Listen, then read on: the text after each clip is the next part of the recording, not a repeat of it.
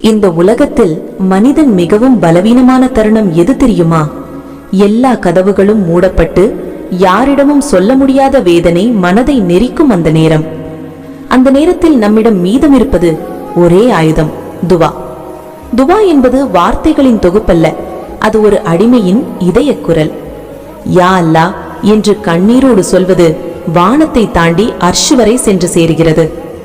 நபி ஸல்லல்லாஹு அலைஹி வஸல்லம் அவர்கள் சொன்னார்கள், துவா என்பது இபாதத்தின் மையம். நாம் துவா செய்யும் போது அல்லாஹ் சொல்கிறான், என் அடிமை என்னிடம் கேட்கிறான் என்று. சில நேரம் நாம் கேட்டது உடனே கிடைக்காது, ஆனால் அதற்கு பதிலாக ஒரு தீமையை அல்லாஹ் தடுத்து விடுவான். சில நேரம் இந்த உலகில் அல்ல, ஆகிரத்தில் மிகப்பெரிய நன்மையாக அது திரும்பும். யாரிடமும் சொல்ல முடியாத வலியை அல்லாவிடம் சொல்லுங்கள். யாரும் கேட்காத கண்ணீரை அவன் மட்டும் கேட்பான். இரவில் தனிமையில் செய்யும் ஒரு துவா பல ஆண்டுகளின் துயரத்தை மாற்றிவிடும்.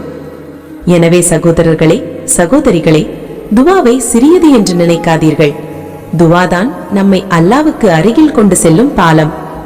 இன்றே உங்கள் கைகளை உயர்த்துங்கள், உங்கள் இதயத்தை திறங்கள். அல்லாஹ் கேட்கிறான், என்னிடம் கேள், நான் பதில் தருவேன் என்று.